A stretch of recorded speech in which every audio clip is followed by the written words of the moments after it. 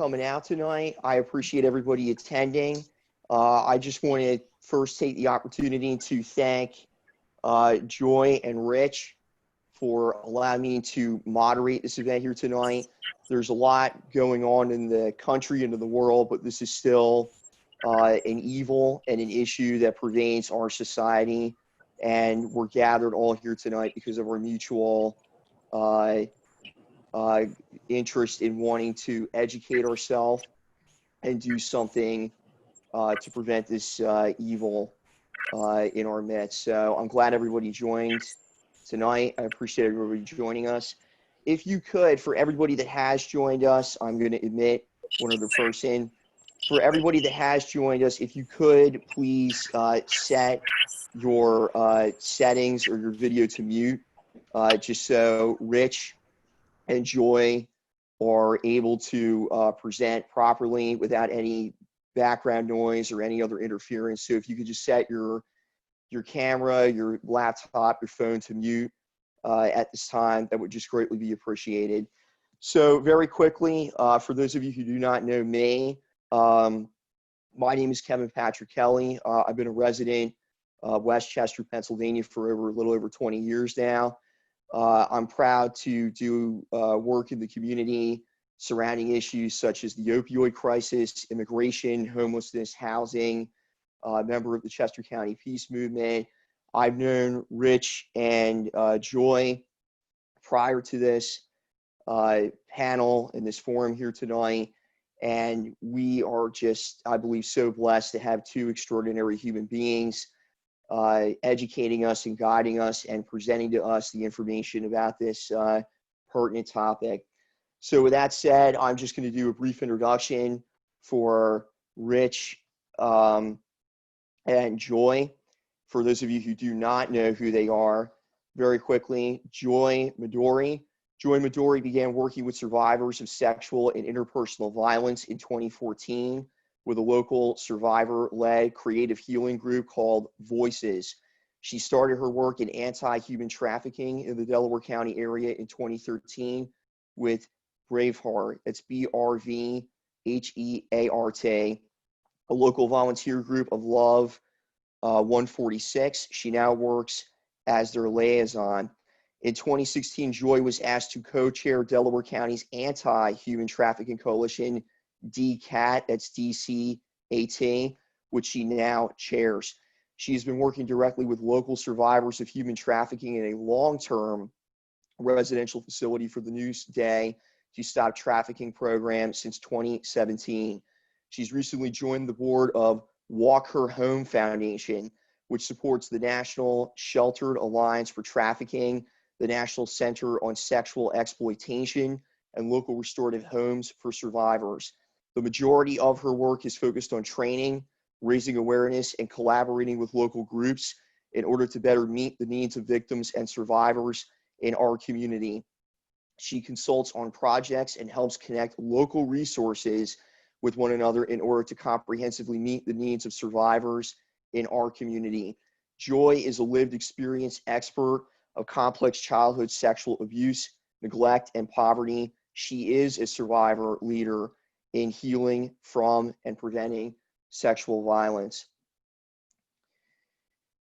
And last but certainly not least, there's Rich Malika. Rich is a therapist with over 20 years of experience working with and substance/process addictions and family conflicts. He's an expert witness with courtroom experience in regard to issues related to addiction, a substance use assessor for CYS, Delaware County, PA, Pennsylvania. He's a founding member of the Mayor Herron's, Diane Herron, the Mayor of Westchester, Pennsylvania's Opiate Task Force and Affordable Housing Task Force, former behavioral health assessor at CCIU/Archdiocese of Philadelphia, has trained and done direct care in relation to victims of sex trafficking. He has assisted in developing input drug and alcohol programming throughout several regions of the country, MH crisis residential counselor, former mobile crisis assessor, Delaware County, extensively trained in evidence-based trauma treatment, and of course, Rich is an ordained pastor, former board member of Justice Reign, Inc., working on issues ranging from recovery housing, assisting the undocumented community, and prison reform. He's an advocate for the LGBTQ inclusion in Christian faith communities and led ministry serving LGBTQ Christians and seekers. And he's a vocal supporter of the Chester County Peace Movement, my organization that I belong to. And of course, he has assisted in developing faith-based programming in addiction treatment centers throughout the country. So again, I'm going to hand it off to them. And for those of you, to reiterate, who have just joined us, if you could, please set the microphone option on your camera, smartphone, your laptop to mute, so there's no background noise as Joy and Rich present. And if there are questions, this event is going to go till 8:30. So if there are any questions you have, and there are time for questions, we ask you submit them in the chat. If there isn't time to get to any of the questions, please leave your email address in the chat. Joy and Rich will be happy to send you information on what they do, their organizations do, and answer your questions later. So with that said, I am going to make Joy here the host. And I will allow Joy to kick us off. So go ahead, Joy. No, I think I'm up first, Kev. Oh, I apologize. Go ahead, Rich. You're up first. No problem. Go ahead. So I just want to start by saying I had a lot of experience, and I thought there was not one thing in this world that I could encounter 10 years ago that would knock me off my chair, or that I wouldn't at least have a frame of reference for. You know, I've in recovery from addiction myself, was drug and alcohol counselor, mental health counselor for, years. And I seen some things. And then I went to a training about human trafficking, and I'm not kidding you. It blew my mind. It was like the Matrix. I ate the blue pill. It sent me back into all these cases and all these people that I encountered that I didn't really get it. I got the trauma, I got the addiction, at least, to the point I was developed at that stage in my professional life, but I didn't see it. And it broke my heart. I lost sleep, realizing that there were people that I could have helped, or that if I had this training when I first entered in the field, I would have been able to intervene differently. And the fact that I've been able to engage differently since getting trained and getting retrained and getting more training, it's changed my life. And I really, it's a hard thing. I'm not going to lie to you. I think some of you guys might not sleep tonight, or might have times throughout the next week where this rents space in your head, because it's a horrible thing. But I guarantee you that it will change the way you see the world. If you're a working professional working with people, it'll change the way you see your client base. And the likelihood that you will end up encountering someone that you're able to move differently with, and to remove them from the system, or to help them heal from having been in this system, is huge. I'm going to start by saying that large portions of what I'm about to tell you have come through the Project Polaris and Shared Hope. Those are two resources that I highly recommend you jot down, but just want to reference them as, the underpinnings for the material I'm about to tell you. The United States defines human trafficking as the use of force, fraud, or coercion to compel a person into commercial sex acts or labor services against his or her will. The one exception involves minors and commercial sex. Inducing a minor into a commercial sex act is considered human trafficking, regardless of the presence of force, fraud, or coercion, because they're a child. There is no such thing as a child prostitute. It doesn't exist. There are children being abused, and that is the only definition that ever needs to be applied to a minor. So with that, I've asked Joy if she could please show us our first YouTube video. Rich, I just made you the host, if you could make me the host. Oh, yeah, sure, absolutely. Would you like the gems video? Yes, please.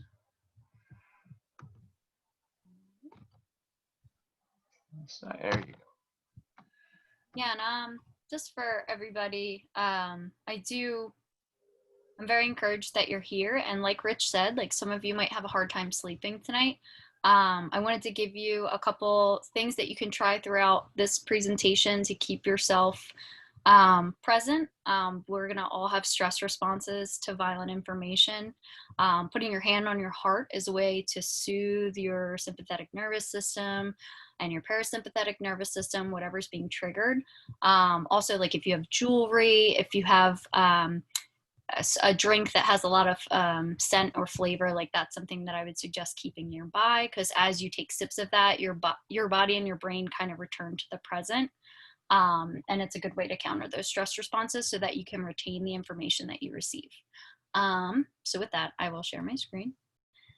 And cool. And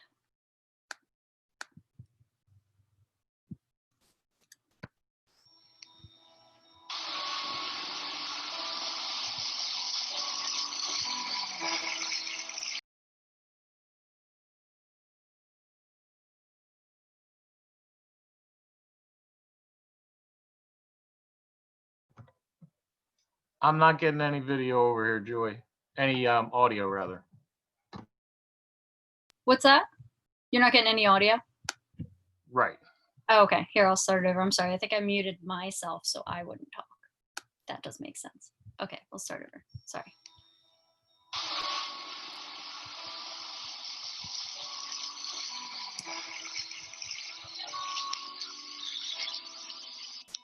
You know, you're 12 years old and you're living with your moms, and your mom's is struggling because she didn't think that life was really going to work out like this for her, and she doesn't have a man around, and the men that are around haven't always been that great.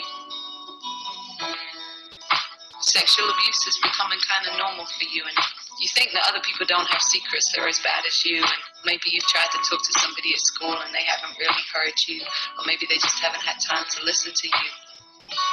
And so you're seeing these girls on the videos, and they're so pretty and they're so sexy, and so your way at 12 of escaping into this fantasy world is to think about what it must be like to be one of these girls, and you know that adult men already look at you, and you wonder how you can kind of use that.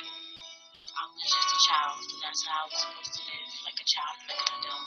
So one day you're coming out of school and there's a guy outside in a Cadillac, and he's nice looking. I mean, he's got the baseball cap and the jeans and the Timbs, and he tells you how pretty you are and you know how pretty your hair looks, and it's been a while since anybody even really noticed anything about you.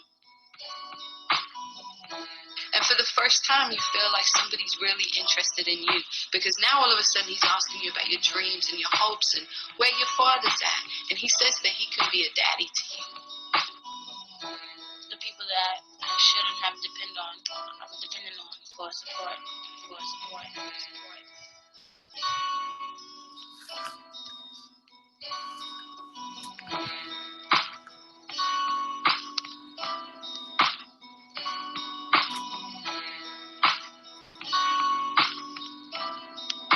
And so that night, he takes you to a club, and he puts you up on the stage, and he gives you a few drinks, and there's men throwing dollars at you, and it's scary, but all the time you're just looking at his face in the back of the room, and he's like, you know, go ahead, baby girl, go ahead, you're doing it for daddy.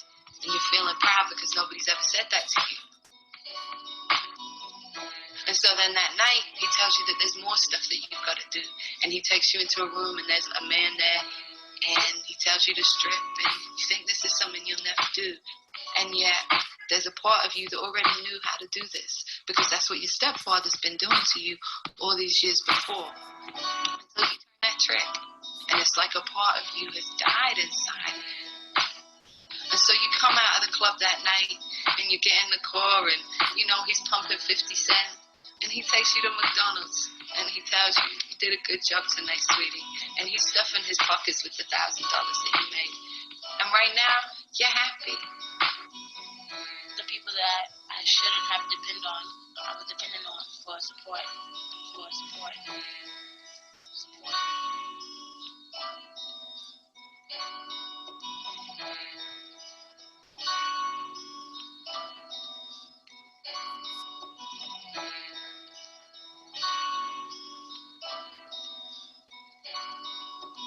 And you feel like this is the best that it's ever going to get, and everything else in your life has prepared you for this moment, or the sexual abuse, or the neglect, or the drama, or the pain, or the trauma has prepared you for tonight, where you stepped across a line that you always thought you'd never really quite step across. And you don't realize that night what it will be like to be on the track and get raped.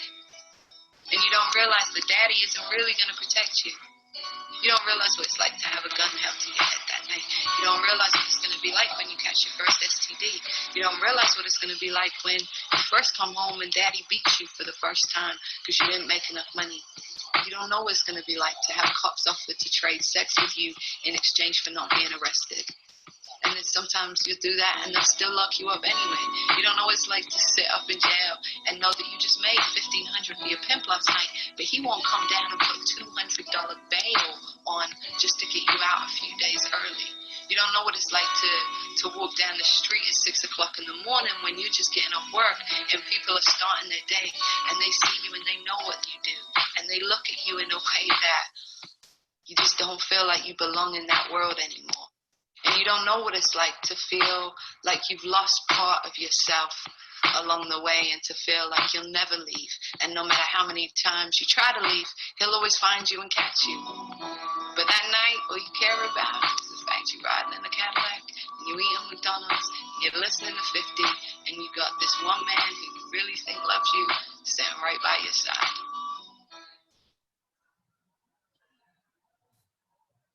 So that is a powerful, powerful video.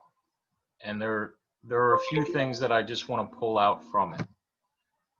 The first is when you see the one caption that says 12 years old is the average age. That's the average age that someone is groomed and brought into the sex trade, that someone is turned out. The highest demographic is 9 years old to 17. That doesn't mean it's limited to those ages, but that's the most prevalent.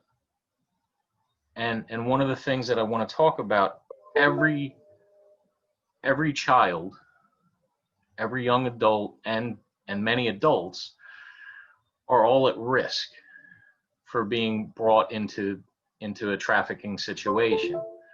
But there are a few categories that are more susceptible, that pimps or traffickers look at people and they look for what they consider low-hanging fruit. It really is a business model. It's what is my softest targets. And the things that they tend to look for are people in addicted families, are people that have already been in some kind of abuse situation and that show physical characteristics, their demeanor, the way they make or avoid eye contact. They look for people that already look like they have a hard life, that are mocked in school, that are overweight, individuals with mental health issues or intellectual disabilities, people in impoverished neighborhoods, kids that look like they don't have new clothes, LGBTQ children or teens, because of the likelihood that they're already feeling ostracized at school, or that they're potentially being rejected by parents, that they're closeted, they have a secret. These are all things that are viewed as ways to manipulate, areas where they can get a hook in and then can leverage it against them later. Immigrant families, especially undocumented. Who are you going to call? Who are you going to call? Who's going to come help you? Your family? They'll send your family back if your family makes it back. There are kids that come from wonderful families that have everything that you think would protect them from this that still end up brought into this world. But these are populations that are at greater risk. And anybody that's in the mental health, addiction field, anybody who works with LGBTQ or immigrant populations, this is everyone you see every day. These are the targets. There are people looking at them as the way to make a dollar, you know, that are actively looking for how to create inroads with these people so that they can get them under control, get them brainwashed, and start making profit off them.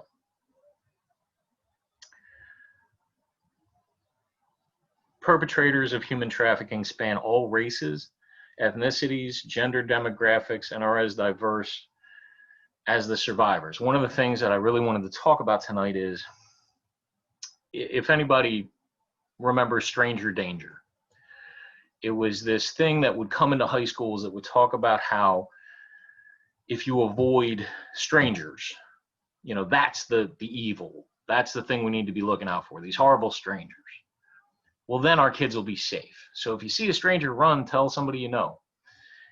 And the problem with this is most kids that are abused by somebody familiar to them.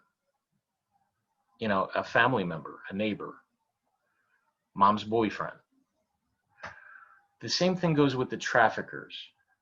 I really want to dispel the myth. A lot of what I see people talking about on social media is that traffickers are only Latino and are here undocumented. I've seen posts about this, and there were recently in Malvern 5 men of Latino descent, some of which were documented, some which weren't, that were arrested for human trafficking. So are there people of Central and South American descent trafficking people? Yes. Are there women that were born here that are Caucasian? Absolutely. You know, the Epstein case. But closer to home, anyone from Delaware County, Pennsylvania, in Collingdale, there was a man that they called Satan, who had women implanted into daycares that were providing him children. They don't look like a stranger. They don't look like someone that you know, as long as you can identify, you know, this look or that look, this descent or that descent, then we can be safe. Absolutely not. It is every race, color, creed you can imagine. It is actively a part of this international business that makes billions. So there is no safe way to just eye a person up and say, okay, well, thank God, you know, they're Canadian, we're all right. It spans every definition. One person in Delaware County recently, a CYS worker, was arrested because she was viewing her job as an opportunity. She's allegedly was using her job as an opportunity to get an entrance into a vulnerable population and then to put them into the sex trade so that she could profiteer off of their misery. In Texas, a psychiatrist who worked at Longview Hospital was using his position as a psychiatrist to do the exact same thing with mentally ill people, with drug addicted people, with people that he knew that he could leverage. And he used his position and his education to do that. It's a Caucasian man with a doctorate. In Florida, I'll say this, and then I'll move on from trafficking opportunity, trafficking demographics. In Florida, rehab owners were actually using their rehabs as a way to bring people into the commercial sex trade. This is pervasive in our culture. And it's entering into systems where people can be entering in because they really want to help, they really want to give back, or because they really want access to the vulnerable. And we need to have eyes for that too. when we get reports from our addicted family member or our client, and we start to hear things that just sound, do I trust this? This sounds beyond belief. Don't dismiss it that quickly. This is happening actively in the helping profession.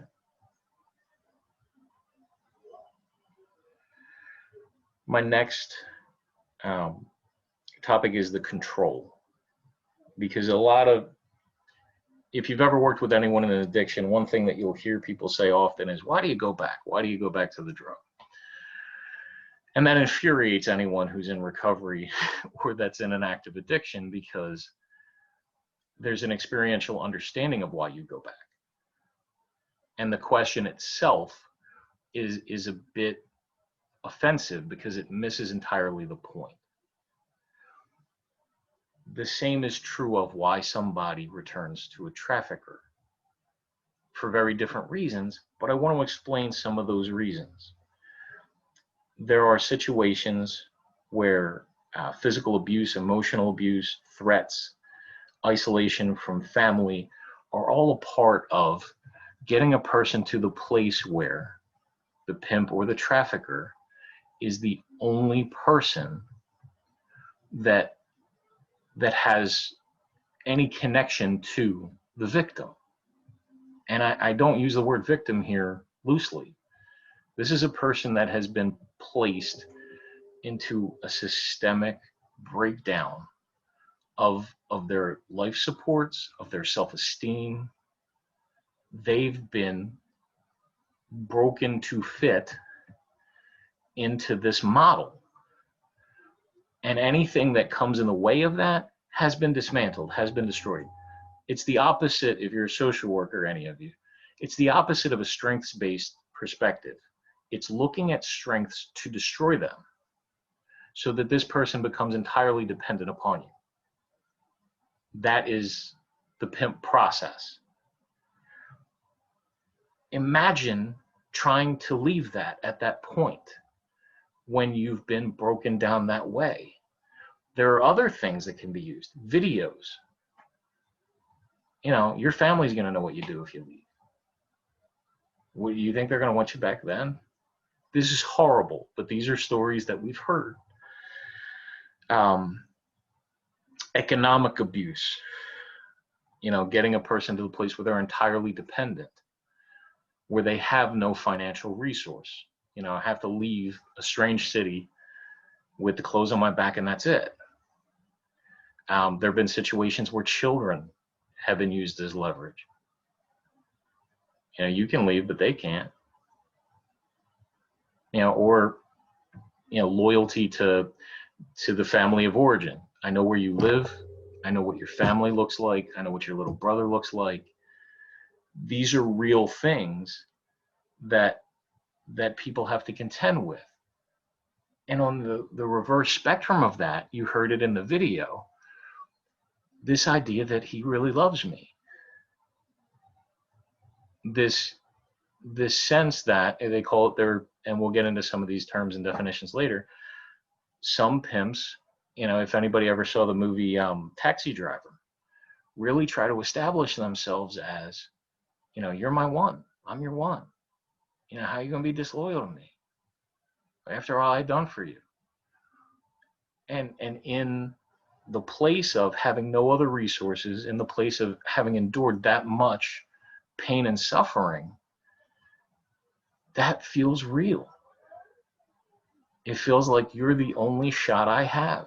You're the only one who cares. And I'm wrong to question that, is some trafficking victims' experience.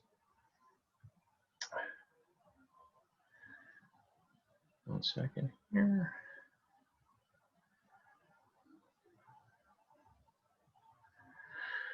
Some of the things that traffickers will use, and I have some pictures here that I'm happy to send to anyone that's interested. Some tactics that are used. Some traffickers use branding. And this is one thing that I encountered in my counseling career, but I didn't see.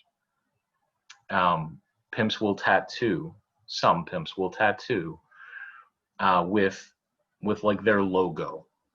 So there was one pimp that was referring to himself as God. The girls had to refer to him as God. That was his name to them.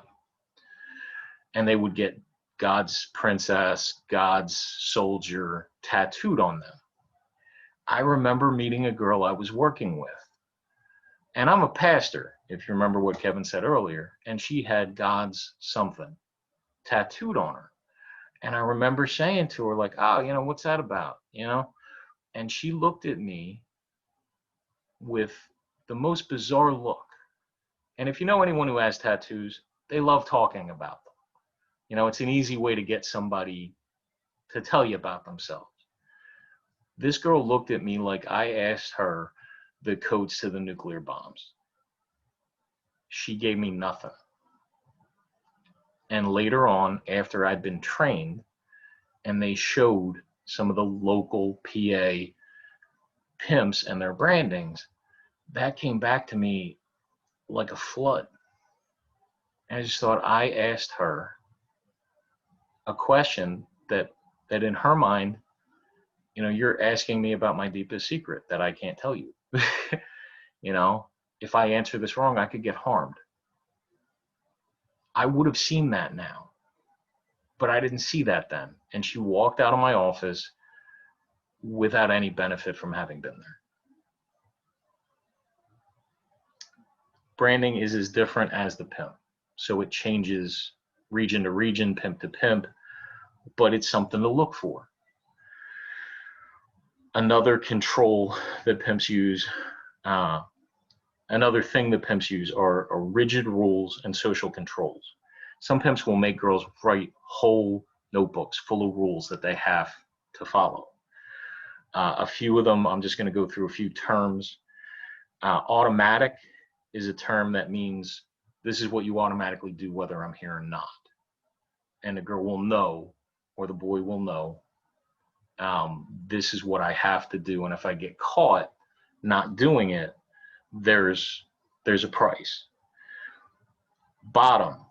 A bottom is a person who's also been put into, been put on the street or been put into the service, but they're kind of a junior pimp. So they're in charge, or they're, you know, the pipeline for the pimp to find out what's happening, or the trafficker to find out what's happening with the other people. And if somebody's not doing what's automatic, they're going to get told on, or they might be, you know, disciplined violently or however by the bottom. One second. Choosing up. The process by which a different pimp takes ownership of a victim. Victims are instructed to keep their eyes at the ground at all times. These are old pimp rules, and not all pimps, I don't believe, follow them.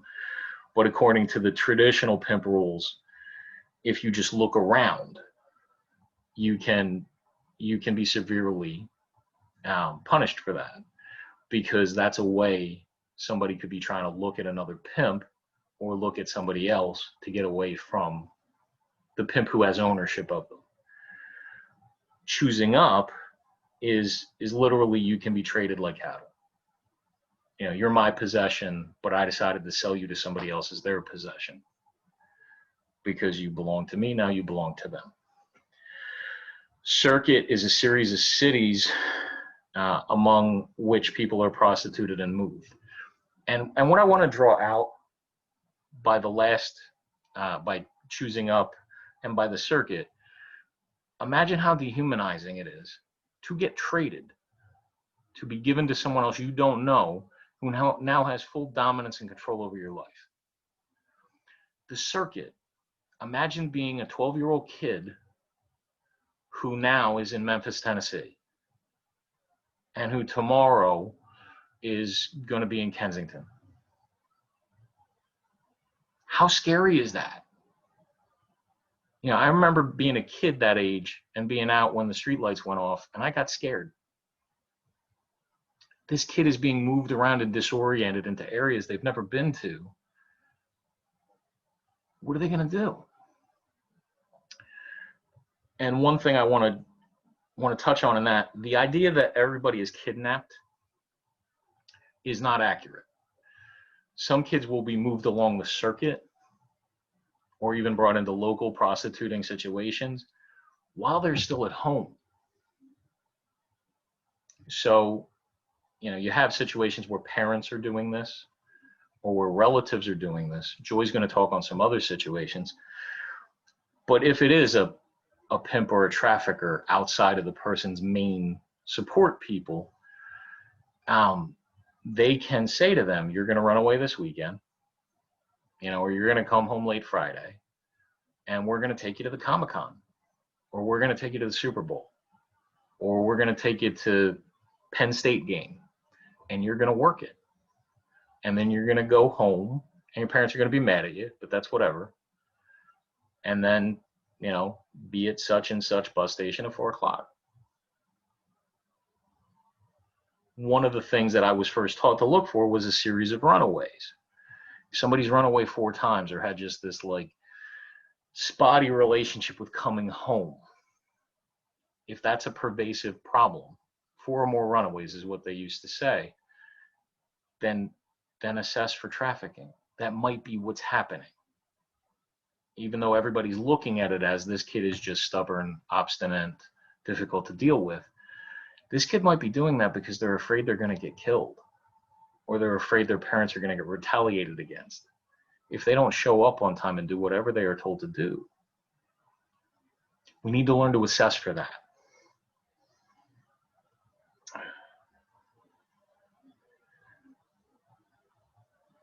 Different kinds of pimps or traffickers. Finesse pimp, Romeo pimp. Again, if you ever saw Taxi Driver, that's a great example of that. Just the idea, I'm in love with you, I'm the one that's going to make it all better, I'm your daddy. Another type or style, and not everyone falls into these categories, is a guerrilla pimp, which is exclusively entirely through violence or force or threats. There's no loving relationship, it's just dominance.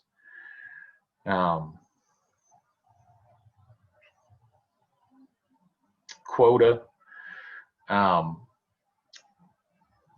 People have quota that they're expected to meet, and they have to meet a certain quota of people they exchange sex with and money reclaimed from that. Seasoning is a combination of psychological manipulation, intimidation, rape, beatings, deprivation of food, sleep, isolation.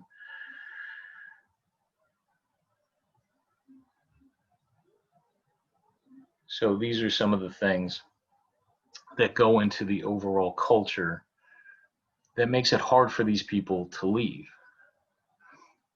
One of the things that I've experienced prior to being trained and post being trained is the perception that people want to leave this, that they're running into the arms of the great, wonderful person who's going to save them, is a false image.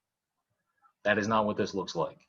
Often it looks like the person that is in your rehab or in your mental health program or in your counseling session that is the hardest person you have ever worked with in your life, and all you want to do is get your notes done and drink your coffee and stop being verbally abused, because this person is in fight flight.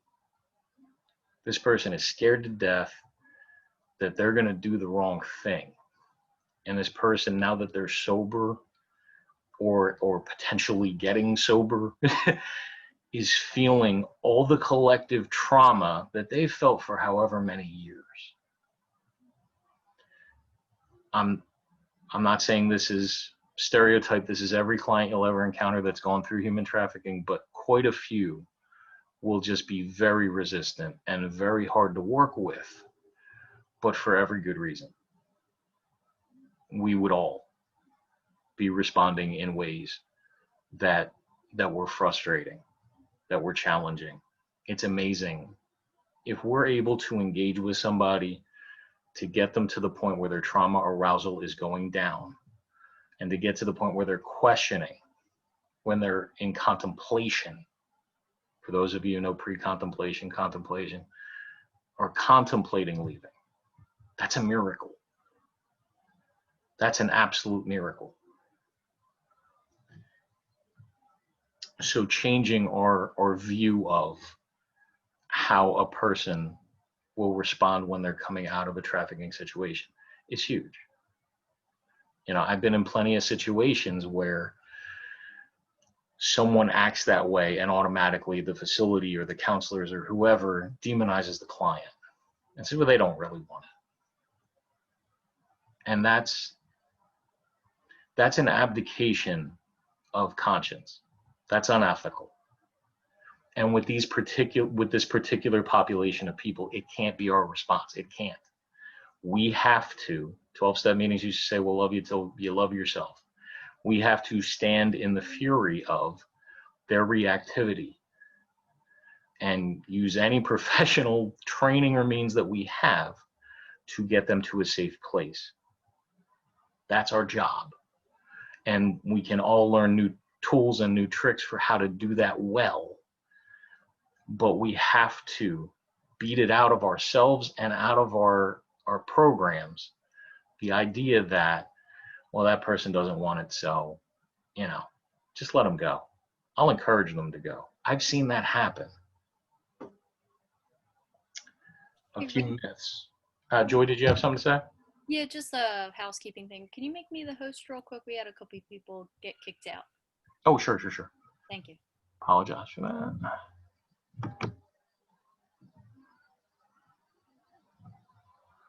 And I just admitted everyone, but I'm about to switch you back anyway, Joy. 1 second. Thank you. So next we're going to talk about some other myths related to trafficking. 1 second.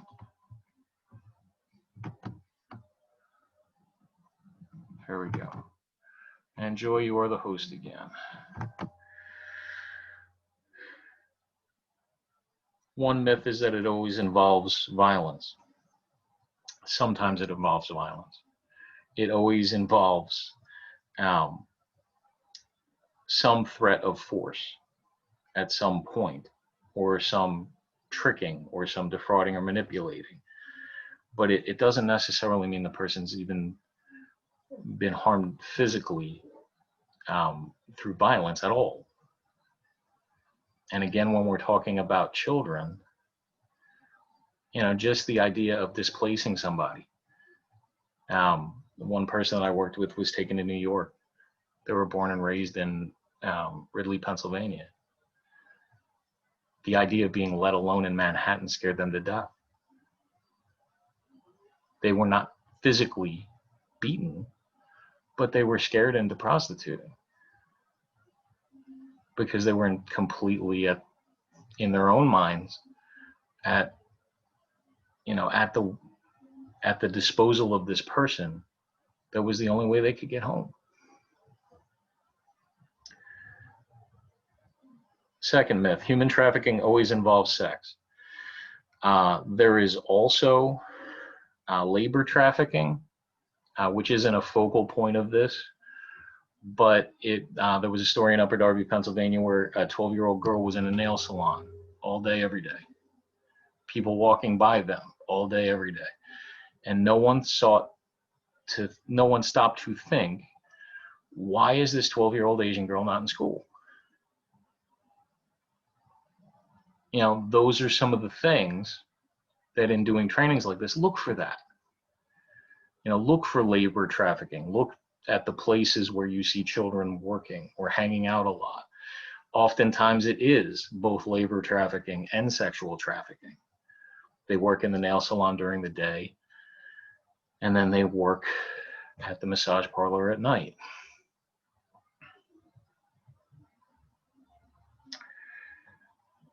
Another myth, traffickers always target people that they don't know. They can be romantic partners, it can be spouses, it can be family members. I have personally worked with people who I am honored to know, some of which are here, that have been trafficked by their families. And that began when they were 6, 7 years old. I have several friends that has been their experience. There is trafficking where people are cultivated off the street or off the internet by people that they don't know. But there's also people who are being trafficked who their trafficker is the most near and dear to them.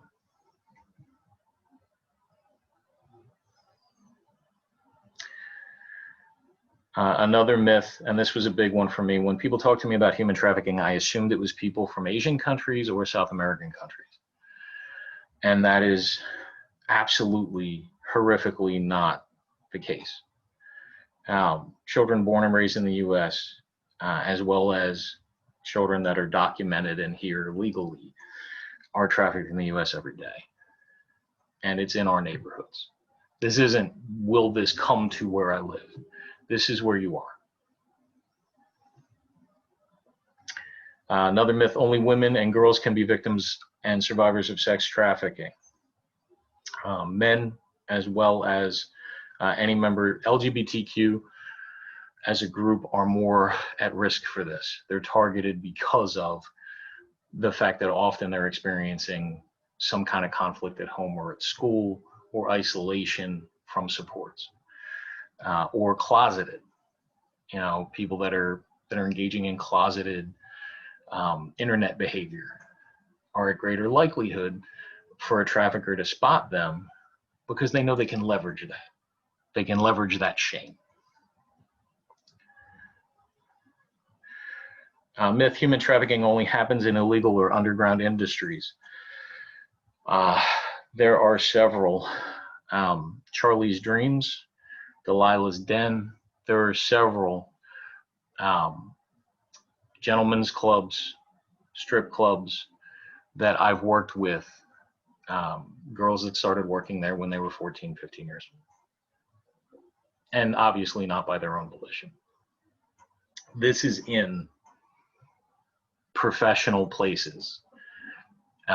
This is advertised on websites or in even periodicals that look legitimate.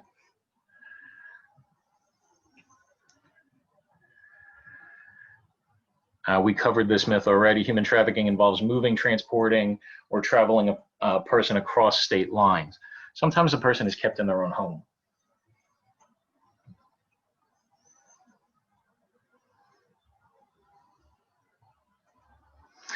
One thing I want to drive home, addiction or financial need on the part of the victim does not make them deserving, responsible, or culpable for their abuse. And I want to give two different examples of this. Obviously, at any point, a child is not responsible. It doesn't matter if they had a heroin addiction. They're a child.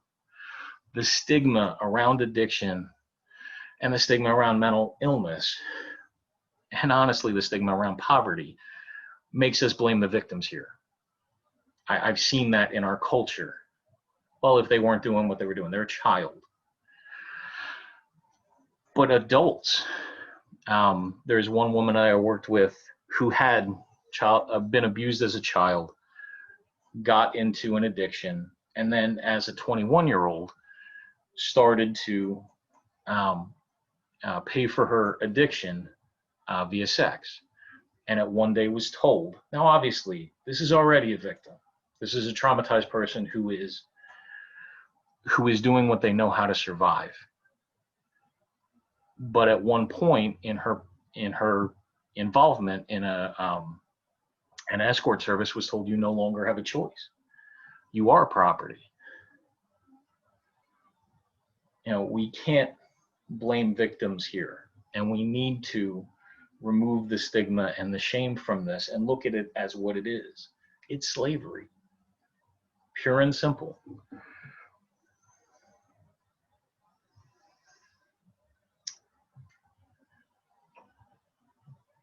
And that is my first segment. With that, I want to just introduce, secondly, I know Kevin already introduced Joy, but I just want to say that Joy is one of the most tireless advocates I've ever met in my life. She knows more about this than I can fathom. And I am very blessed and honored to have her here. So with that, I give you joy.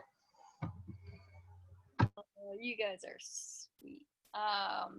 Yeah, I want to thank you guys for including me, and every single one of you for coming. I've been in this work for 8 years, but have really been looking into childhood sexual abuse probably since I was in my late teens, early 20s, just for my own healing. Used psychoeducation as a way for me to sift through the parts of my own personality that were actually trauma responses and survival mechanisms compared to the parts of me that are actually me. So I've learned a lot along the way, and I've met a lot of really great survivors and advocates who have been doing this work. And you guys participating and choosing to feel feelings of discomfort and negativity just in hearing about violence is a selfless thing. And it's encouraging to me to see that people are willing to hear this and to step up and respond. And I'm hoping, my hope in this is to not only give you the information that's necessary to be able to help well, but also give you the information to give you hope, because you guys give me hope that this movement will have longevity, that justice will actually be seen, that we can prevent and intervene well for children and adults who have experienced slavery somehow in our country. So thank you guys. I hope to leave you with a hopeful message and some action items to really use all that you are and all that you love to do to contribute to something positive and needed in our communities. So I'm going to get rid of my video and put on my PowerPoint for you guys. This first slide here, I just want you to take a second to look at it and see if you identify with any of the populations or experiences on this slide. I think all of us can relate to children and youth, whether you have one in your life or we all were children and youth at some point in our lives. But these are some of like what Rich was talking about, the targeted experiences that people have that leave them vulnerable. So we want to make sure that in our programmings and even, you know, in our families and in our jobs with our coworkers, if we start to see substance use, if we start to see just strange behavior, kind of keeping an eye out for people who have these experiences and making sure that they know this information, because they're going to be the ones with targets on their back. And unless you are personally targeted by a trafficker or a recruiter for a trafficker, this education tonight is intervention. And I think it's really important that we understand the difference. The only way to prevent this from happening is to get the information into the hands of people who are going to be targeted, and that's namely our children. So just a little note on that. I have some follow-ups for you guys and some great resources, but again, unless one of us is targeted in trafficking, this will equip us in how to look the other way, who to call, how to get help. But this is an intervention training, not a prevention training. So let's see. So Delco, I run the Delco Coalition. I'm from Delco. I grew up here, and I know that it's happening here and has been happening here because I was attempted to be, I was almost recruited at 18 by a 16-year-old victim. None of us would have known that she was being trafficked. She worked in a massage parlor, which we didn't know you couldn't do as a teenager. We didn't know you had to be certified and licensed and insured. It was a job opportunity presented to a 16-year-old from a nicer neighborhood than me, from a better family background than me, and she wanted to pay for college and be able to afford a car, so she took a part-time job. She was literally trafficked between the hours of 3 and 6 or 7 during the week and was home for dinner every night. So this, like Rich said, this isn't something where someone just gets kidnapped.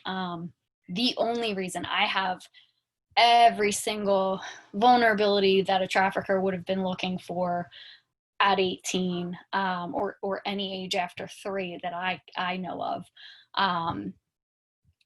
that would have made me vulnerable to not only being trafficked, but being stuck in that cycle of violence, potentially for the rest of my life. And the only reason I didn't take the job is because the way that my trauma played out was workaholic, or like overachieving, in order to feel value, and in order to occupy my brain so that I didn't accidentally stumble upon some old memories that I didn't want to have to deal with. So having 2 jobs my senior year prevented me from taking a job with her. But I remember, this was in 2009, I remember her telling me about what was happening to her, and me knowing there were red flags and not knowing what to do with it, because I hadn't been given the hotline for human trafficking, even though it existed at the time. I was never given it in high school. So I have a big push for us to get this education at least into our high schools, even though the education needs to come earlier, since we see that average age of entry at 12 years old. So that's my little please advocate in your school districts for this kind of education to come to kids, obviously age appropriate. So where else does it exist? Labor trafficking. I just want you to ask, look, if it's too cheap, there's something in the supply chain, there's something with the workforce that's not right. Ask why, pay attention to the responses, and report it if it seems suspicious. And question our biases. So that, like that little Asian girl who was 12 in a nail salon all day, do we care about kids that don't look like us? When we think that this is only happening in Asia, or it's only happening to people who migrate here or who are smuggled here, like, we shouldn't be okay with that either. It shouldn't have to just be kids from here, but it is, because of the economic aspect of trafficking. It's cheaper to get a kid from down the street, and it's lower risk than to try to smuggle somebody into the country. So my advice, do what I did.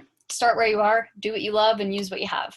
I have no college degree, but I have 10 years of studying and information that I just pursued myself. I use a job at Trader Joe's to pay for the coalition. And I started just collecting donations for Hurricane Sandy stuff, redirected it to local services, and anyone can really like sort through clothes, and drop them off, or someone else can drop them off and you sort through them. So we'll go over that later. I just want to give you guys the understanding that everyone can do something, and it doesn't have to be something that's an arduous activity or a difficult struggle for you to get to. Yeah, so with that, I will actually start. So we touched on some of these things, the stress response to secondary trauma. So take a break if you need it. Have a grounding object nearby, a drink or something, because I really want you to be able to hear the information, and our brains will sometimes block it if we're stressed. Some grounding techniques. For any of you service providers, a silly grounding technique would be frozen fruit, like frozen oranges, or frozen citrus, because it has the sense, the sight, and the texture to help a client or someone you're working with come back into their reality, back into their bodies. Yeah. So those are just some tips to get through this training and also to implement into your practices. Texture and senses are key. So I want to talk a little bit about burnout. Secondary trauma comes from triggers. So like if you're hearing about violent stories, you can be triggered by those violent stories later in the day. So if you randomly are through your day and you walk by a nail salon and all of a sudden you have like a fight, flight, or freeze response, which is like a shutdown or like feeling really hyper, really scared, remember that you just got some pretty violent information and that this might just be a trigger. Taking care of yourself, doing things you enjoy in addition to this is important, because psychological exhaustion and fatigue can happen. I like playing with my nieces and nephews because they're extremely silly. I can hear them right now. So yeah, just be kind with yourself. There's a lot of chemicals firing when you're doing this kind of work. I also want to differentiate, and especially for you service providers, what moral fracturing is. It's not a term that we use as much as burnout, but it's a different sensation. It's a different experience. It happens when there's harm happening and you can't help it because there are systems or laws or policies in place or not in place that don't allow you to care for survivors. I think that funding is a huge one. We may not have a bed for you. We may not have the resources that you need. And that leaves people who want to do well in a position where they're not able to do well. And that causes a moral fracturing, which is sometimes linked or labeled as burnout. So we can all try to fix our systems by writing policy proposals, working with survivors who've gone through our programs, giving evaluations, those types of things. I also want to talk about something called flame out, which we also don't talk about as much. So the picture on the screen was taken by, I believe is a Colorado vice detective. And he took mugshots of women over, I believe, a 2-year, it was a 4-year period.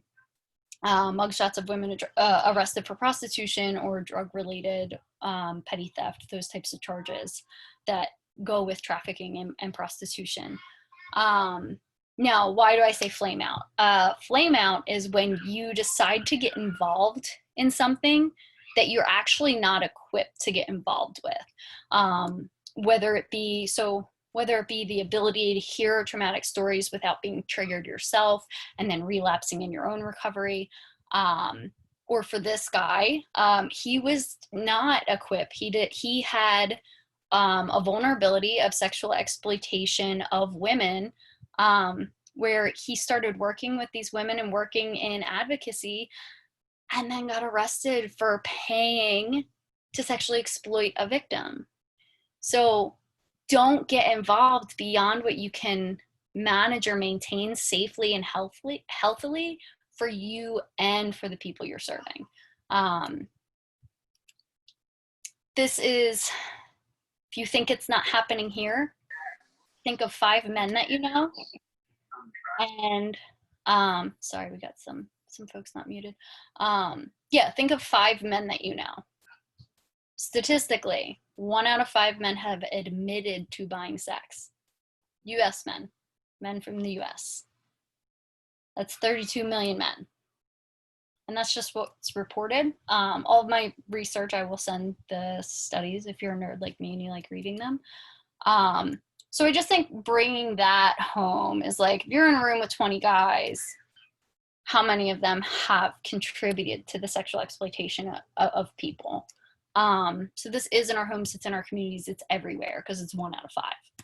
So I'm going to talk about a couple myths and then I want to go into, like what trauma-informed care looks like. This isn't just for service providers, this is for people. This is how to understand people and relationships and interactions in a way that's healthy and conducive for both of you. So the myth is that protecting kids from adults is enough to protect them. So like Rich went over the stranger danger and how a lot of predators will get to know their victims or already know their victims. So I want to talk about kids who are often groomed to recruit and abuse other kids. I think this is something that isn't talked about, but just from my own life and the people in it who have had this experience, so many of us, our first sexual assault was at the hands of another child. And those interactions of play that were abusive were the grooming experience that left us vulnerable to adults and older offenders taking advantage of us without having to go through the grooming phase. So for me, that looked like a peer who's actually 6 months younger than me, a peer who was being abused at home, I'm guessing. The games that he played with me were very adult in nature. The verbiage used was beyond what a 3-year-old would have been able to come up with on his own. Yeah, that was my second memory, was us playing the tickle game, which was reciprocated oral sex under a blanket. So for me, I have one memory of playing, which resulted in the scar on the side of my eye because my brother and I weren't supposed to be jumping on the bed. Our fault. But my second memory with play is abuse. And a lot of my memories following that were these abusive games. So for me, looking at this and looking at kids, sleepovers, how often are we even thinking that a child we invite over for a slumber party might abuse other kids by teaching them a game? And it's not that these kids are bad kids. If you taught your kid how to play tag, they're going to go teach their friends how to play tag. It's just what kids do. So keeping an eye out and making sure that you're monitoring kids when they're playing together. It's important, and asking open-ended questions like, what did you guys do? Did you have fun?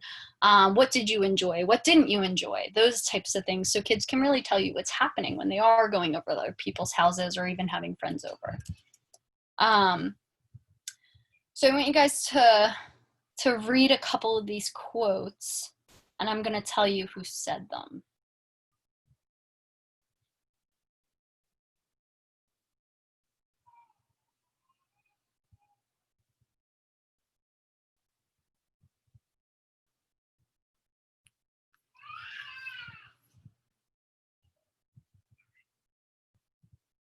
Okay.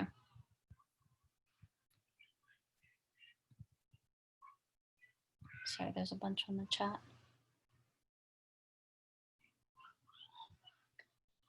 Okay.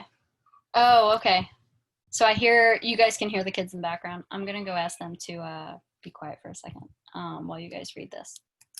So sorry, I'm reading the chat on what you guys said.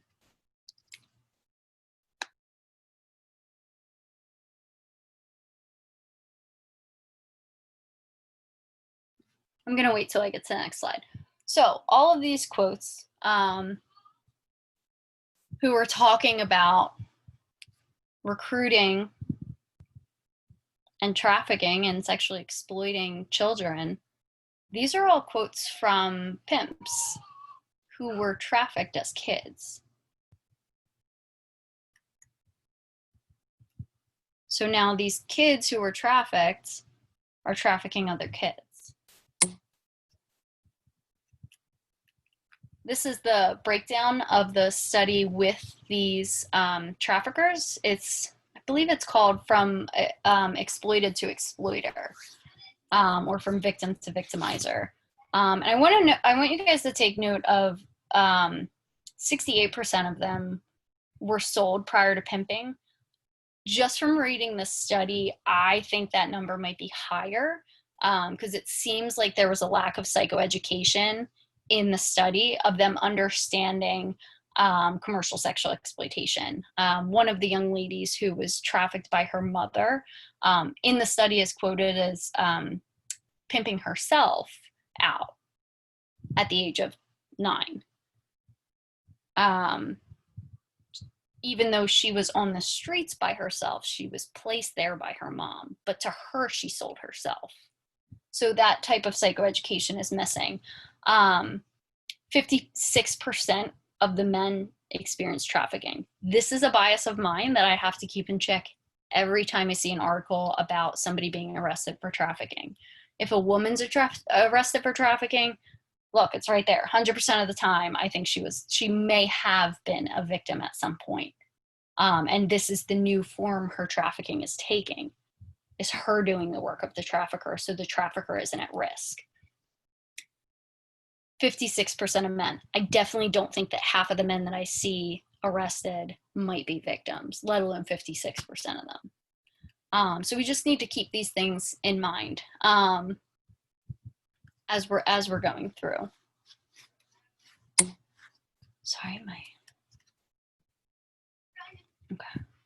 So Harmful sexual behavior in children. I want to talk about this a little bit more. I know I shared part of my story, which is that child-on-child abuse. And I want to drive home the point that these kids aren't offenders. These are kids with harmful sexual behavior, which usually stems from two places: abuse or pornography. Peer recruitment, especially in programs, in programs and in communities with poverty, looks a little bit different. A lot of times there's one of two things that can happen.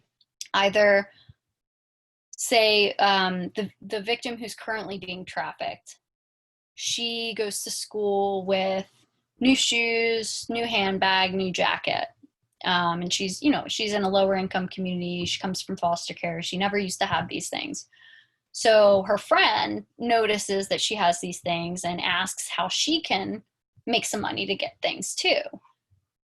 So the first girl, who doesn't realize this is violence that's happening to her, this girl who doesn't realize that she's being trafficked, she invites this other girl, oh, well, you can come with me. That's how I make money. That's how I get clothes. That's how I get my needs met. So if your needs aren't met and you need your needs met, come with me. So if you have one kid going AWOL every couple weekends or every weekend from your program, or that can apply at home as well. And then all of a sudden other kids start going missing again, that's something that you definitely want to look into. Because traffickers are not going to put themselves at risk for recruiting. They're not going to have the paper trail. They're not going to be seen at a school. They're going to send somebody else in to do their dirty work so that they can keep their hands clean and they can avoid being arrested. So pornography acting as a predator. This is something that disturbs me beyond what I have the capacity for, is imagining, if unchecked, what our world will look like. And I think we're already starting to see it. So in my situation, the child who abused me, my abuser was actually the adult who abused them. I had a secondhand abuser. And that adult wasn't in the room. Our child advocacy centers are seeing that about half of the time that a child abuses another child, it's because there's an adult offender abusing the first child. They're finding that 50% of the time, so the other half of the time that a child abuses another child, it's because the first child saw pornography and acted it out with this child. So if we look at that, 1 in 3 women and 1 in 4 men were sexually abused before the age of 18, what do those numbers look like now that we've doubled the number of pedophiles who have access to our kids, who are then going and abusing other kids? So pornography is one of our biggest prevention efforts. Last I checked, about 16 states declared pornography a public health emergency, which is exactly what we need to happen. So just keeping that in mind, that there doesn't need to even be somebody in the room. There doesn't need to be an adult involved for this to happen. Okay, I'm having a little bit of issues with the Zoom. So this is, prostitution is a choice. I am so sorry, my Zoom is not letting me X out. If you are messaging the group chat, please message Kevin if you can. Just because I'm a little distracted with that. Sorry. All right, so let me share my screen again. So prostitution is a choice. A lot of people do believe this. We all have just a belief system that we bring into this, and I want to kind of peel back the layers, because sexual exploitation is so complex, and it's so ingrained and normalized in our culture. Prostitution is purchased consent to violence. If the money wasn't there, the person wouldn't be willing. So that in itself is coercive. It's coercive or purchased access to rape somebody in the manner that you'd like to rape them. And it's accepted when there's no other real viable options for survival. And I'll talk a little bit about that, especially in communities with immense poverty, where there are no jobs in that community. I want to talk a little practically about how you guys would find employment if you had a certain set of circumstances. And if you can come up with a way, let me know. But we're going to keep moving. So I should probably hit play on this, right? Yeah. So I'm going to read these. To justify this control, many pimps explained that they were helping the girls. They were teaching them not to give away their bodies for free. They were taking them from the gutter and feeding, housing, and clothing them. They were restoring power to them as well. With so much demand for paid sex, there seemed nothing wrong for them all to profit from the greed and social stupidity of customers. So this is something that pimps or traffickers will use a lot, is you're already getting raped at home for free. Justice, empowerment is that they should have to at least pay to abuse you, whether you see the money or not. I felt I was a good businesswoman to get paid and help my girls get paid for the same shit that gets taken from you. It is part of our society and what people want. So they see there's a demand. They see that society's okay with this. They see that cops drive by and don't arrest the sex buyers. So buying sex must be okay. I see no one trying to stop this lifestyle. So why condemn people who survive doing this? Don't knock a woman who is struggling. You tell me, if we didn't sell our bodies to survive, how else would we take care of ourselves and our families?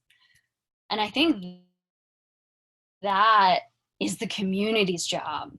If we dedicate ourselves even 2% of what the traffickers are dedicating themselves to, that they're doing outreach, that they're providing food, that they're providing housing, yeah, inadequate and, not insured and all those things, but traffickers are meeting needs and they're giving some type of employment.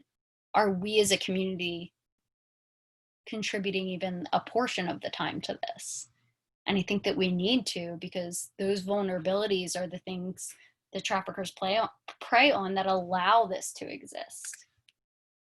So I want to do a little practice in empathy, because some of you still might not be with me. That compassion piece might not be there. That questioning of, yeah, but prostitution and what about sex?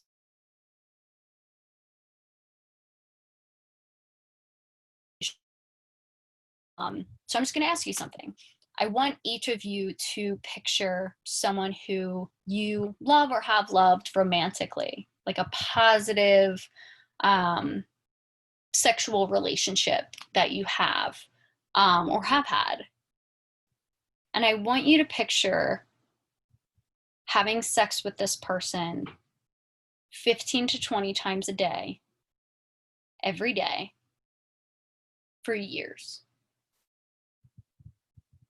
Is anybody signing up for that?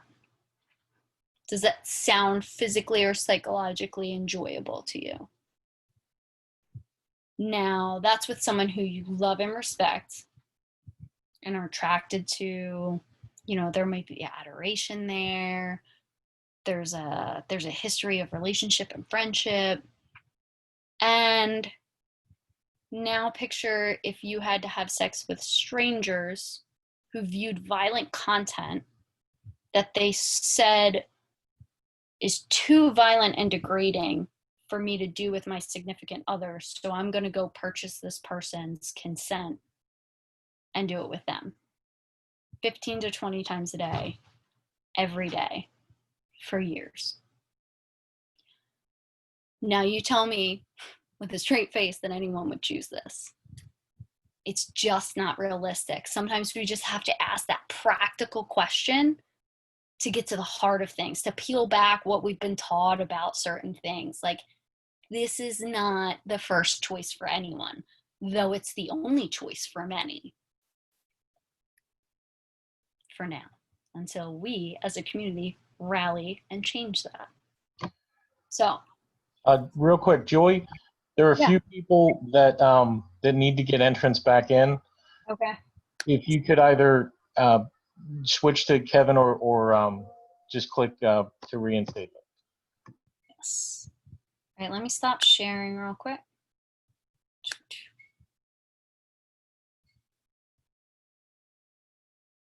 I'm not seeing anybody. Let me see.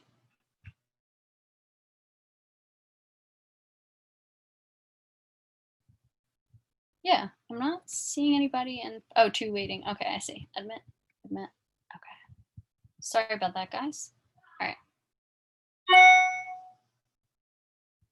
Cool. So I'm gonna share my screen again. Sorry about that. How's everybody feeling? Take a breath, maybe we should together. This is yeah, a lot. So sorry, this is formatted off. So these are things that when we are asking if prostitution was a choice for an individual, are we taking into consideration all of these things? So if somebody was initiated into sexual exploitation at the age of 14, not given any intervention, not given the years and years of intensive therapy that's needed to rebuild trust and health, we can expect that when they're 30 that their thinking will be different about this. Nobody intervened, nobody showed them any different. So what we have here is from the age of 14, possibly prior, if there was sexual abuse in their history before trafficking, which is very likely, we have to look at this kid or look at this adult and see that they were told by the trafficker that their body is for sex. They were told by probably at that point hundreds of thousands of sex buyers every day that this is what you're for, this is what you're worth. And they've had little or no voices telling them or showing them or actually like walking out anything different. So when we look at somebody who is maybe 40, 50 in prostitution, we have to ask when that started. We have to ask about family history. We have to look at what force, fraud, and coercion was present. So in Pennsylvania, under in our human trafficking statute, under our coercion, we have it broken down into 13 categories.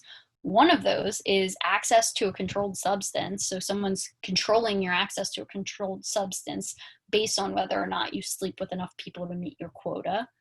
And we also have on there, under fraud, we have false promises of love and relationship. So if someone's telling you that you're going to start a family together, like legislatively, you can prosecute. That is trafficking. So it's important for us to realize these things all down to our legal system, acknowledge that this is not prostitution. This is not choice.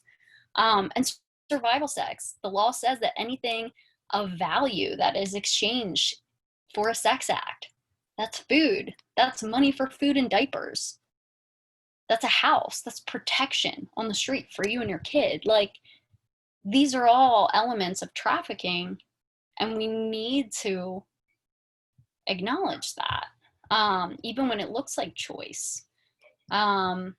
Yeah, like we talked about the grooming for sexual exploitation happening in childhood, and that poverty really doesn't offer options. So this is the question, that if you guys have the solution for how you would find employment that is legitimate when you live in a food desert, you send it to me, because then we can start doing that. We can start helping people do that. So you live in a food desert. What that means, there are no major businesses, only small mom and pop shops and convenience stores, usually family owned and only employ their family. And then you have public transportation to get you into society where businesses live.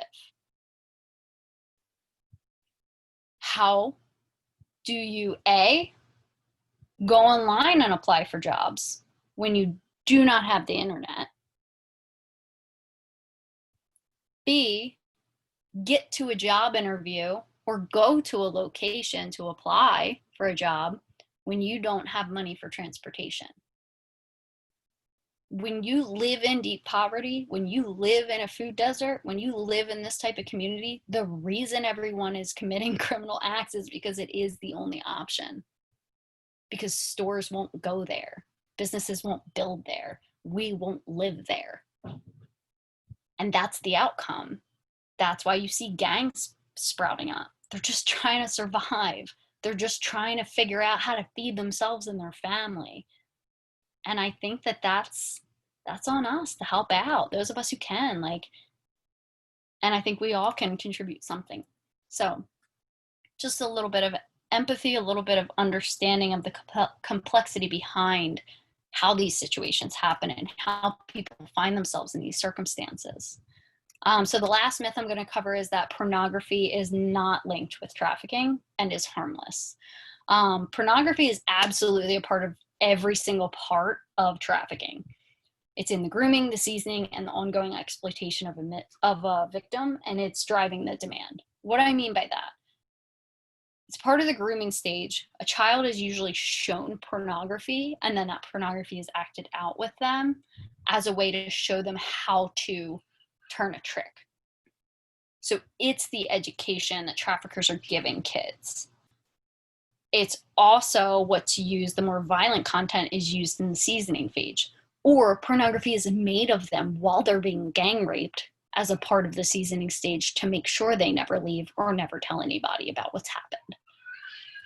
It's also a part of the ongoing exploitation because the demand, the people who are buying access to these children's bodies are bringing pornography with them to show them the sex acts that they purchased from them. And they might make pornography of them as they're abusing them and distribute it. And it's this ongoing exploitative and violent experience. And I just want to, the way that I've heard pornography defined is what drives it home for me. And it is a documentation of a person's humiliation. So it is not harmless. So the reality of pornography, that's why sex buyers buy sex. They told us this back in 2009. They said, I buy sex because I see things that I want to act out, but I would never do with my significant other because they're too degrading, too violent, and I love them too much. So what's happening there is not outside of neurology. Like neurology would say, absolutely, they're going to want to act out what they see because of mirror neurons. So there's this part of our brain that when we see someone do something, our brain, the active part of our brain, like the action part that's doing things, is actually what's lighting up. So when we see someone do something in our brain, it's acting it out as if we're doing it. And then you orgasm. That's oxytocin. That's you bonding you with that experience. That's going to drive you. That's a good chemical that was released after you experience that in your brain by viewing it. Now you're going to want to go act out. And that's what sex buyers tell us brings them to buy sex. Grooming, we talked about this. Grooming kids by adults. So adults will sometimes show kids pornography to show them what they want to act out and to show them like, look, these people are doing it. It's normal. And then kids abusing other kids without an adult present because they want to act out what they've seen in pornography. I will include it in the notes, but if you can, please write this down. This documentary may be the thing that uproots the demand. It's free. It's in 3 30-minute segments. and it was done to be able, in a way that's appropriate for a 12-year-old audience. You can show your sons and daughters this. It's on Brain Heart World, and it goes over the neurological, relational, and social repercussions of pornography. It's very well done. And we look at Pornhub and we see underage trafficking victims in 50 and upwards videos. There was a 15-year-old confirmed to be in 58 videos on Pornhub, and they had to fight tooth and nail to get some of them removed, even though it's child pornography. So what pornography also teaches a sex buyer or someone watching it, it creates this addictive pathway, but it's different because it operates separate from the reward system, which is strange. It shrinks our reward system, which actually decreases our drive in life. So you have somebody who's watching pornography and addicted to pornography now has no other drive but sex buying, and sexually exploitative images and content. It also shrinks the connection to the prefrontal cortex, which is where we reason. This is where all of our higher thinking is. This is where the part of us that says, hey, maybe that's not a good idea because of this, or here's a consequence to that. That adult part of our brain with porn use just weakens to where we're not even thinking about the consequences of our actions. And I think that's where we're seeing more and more child abuse happening.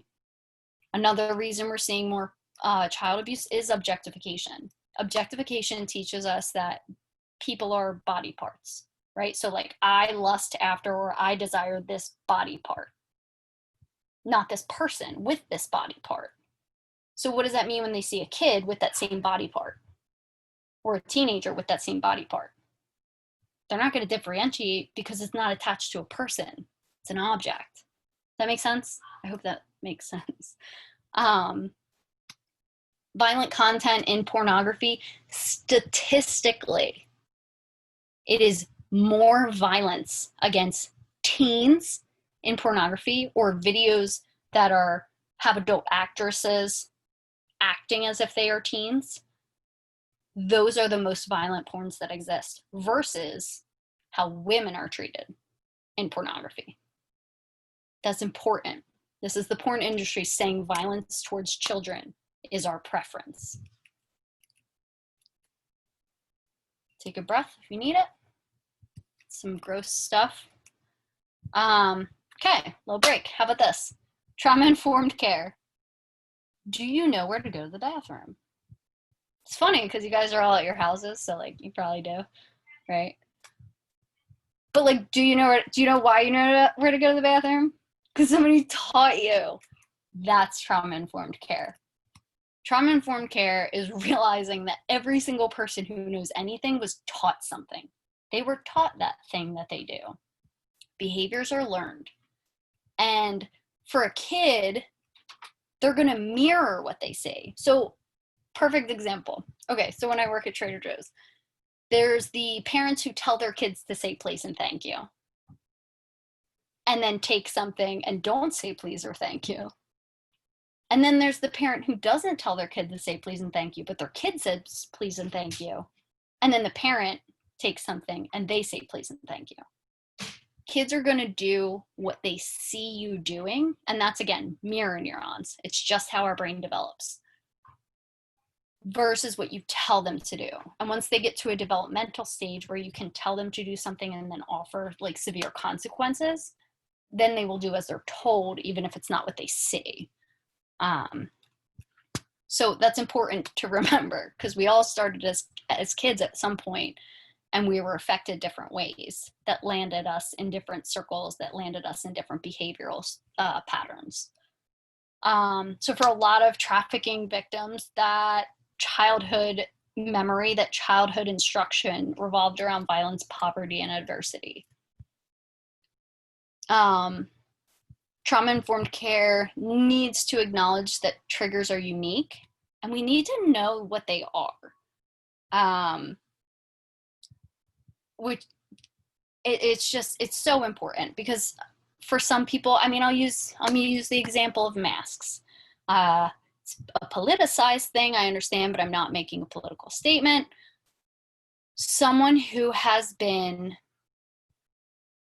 choked or had their mouth covered during an assault or before an assault,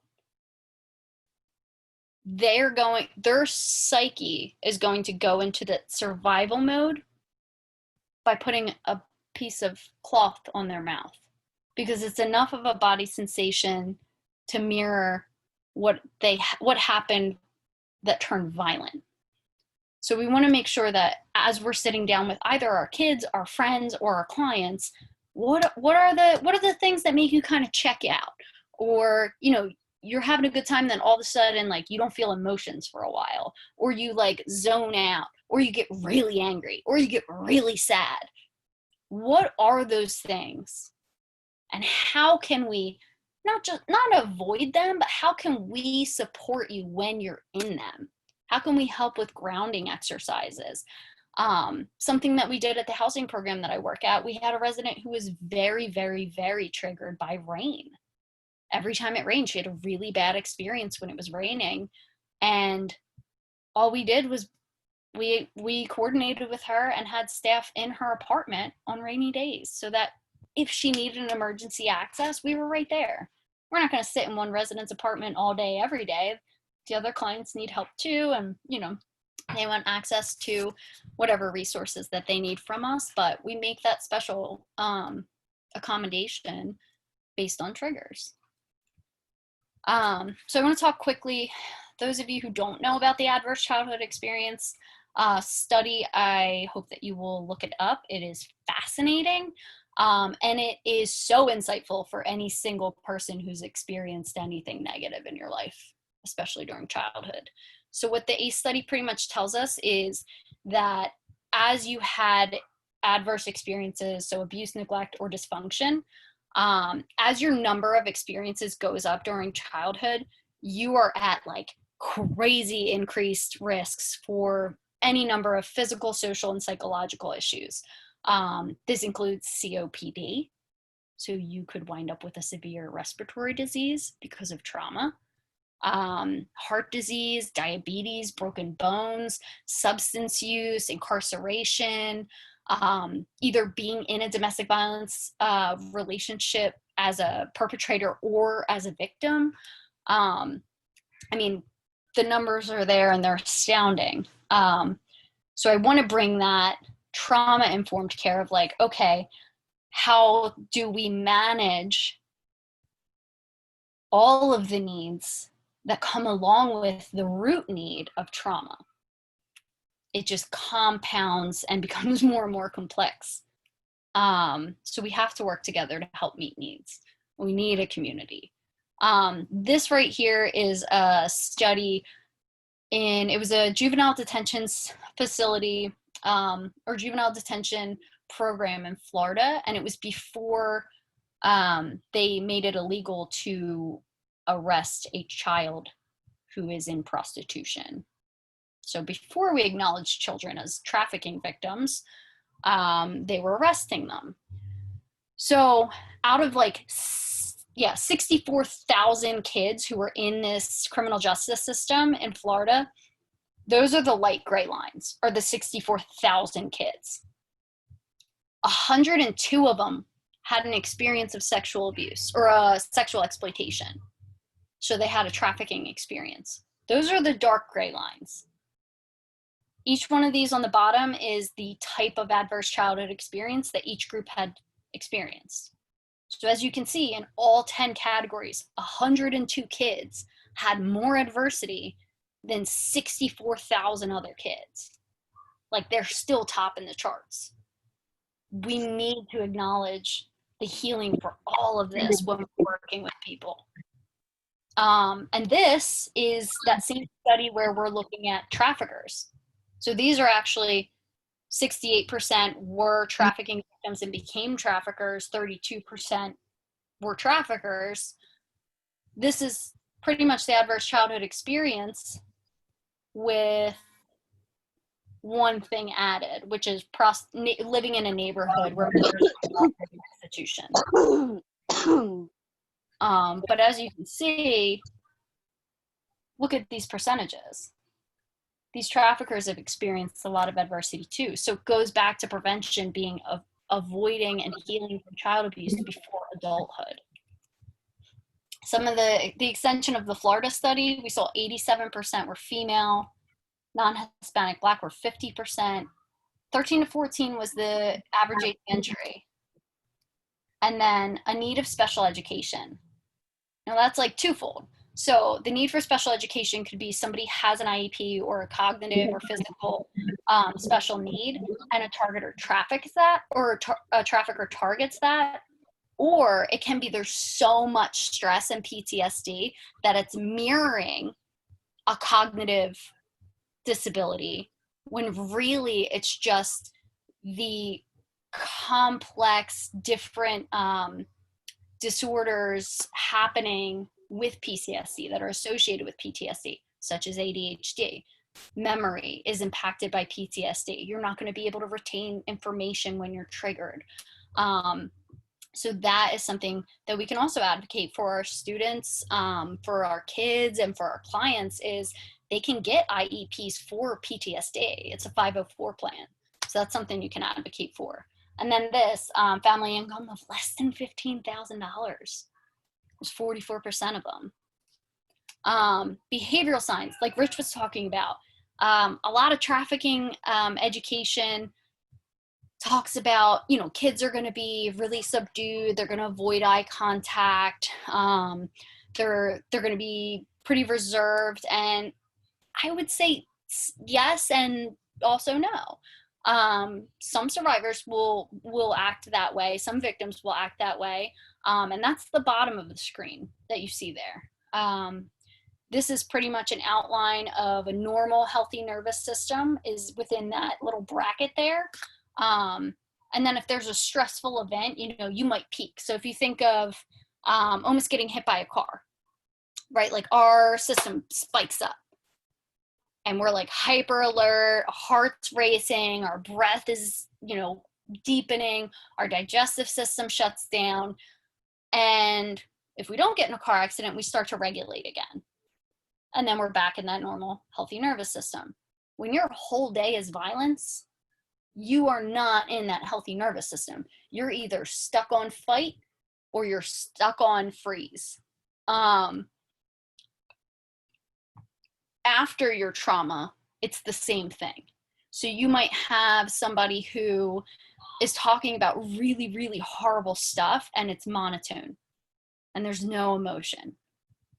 And there's just, that flat affect, the depression, the low functioning. That's somebody whose nervous system is stuck on freeze. So they might pursue stimulants or meth to get their psyche back to a normal place. And it's the same thing with hyperarousal. If somebody's defense mechanisms have landed them in a place where now that they're out of that serious situation, they're stuck on, that's going to be combative interactions with parents or staff or friends. They're constantly trying to get their system, their system's constantly up. So they might be picking fights to keep it there. They might be drinking or using marijuana to kind of bring it down. So those are all things that are happening within somebody's psyche when they have severe and complex trauma. Their brain's not operating in the same way as it would be had it not been exposed to so much violence. And remember that trauma skews memory.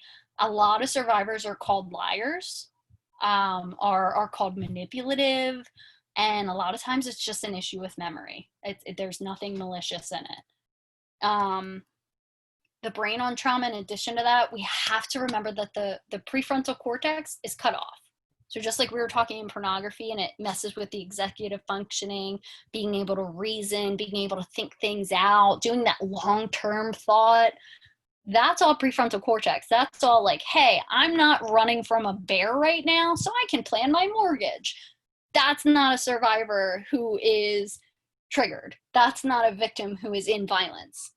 Their limbic brain is running everything. So it is survival, survival, survival.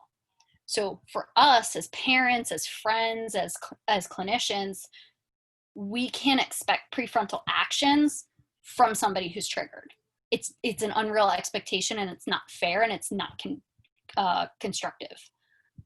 You can work towards those things, but don't expect them. So for programs, that might look like, hey, don't require that somebody get a job or get a GED right away coming into your program. Maybe give them some time to learn how to sleep, to learn how to feel safe, to be okay in their own skin in a room alone or in a room with somebody.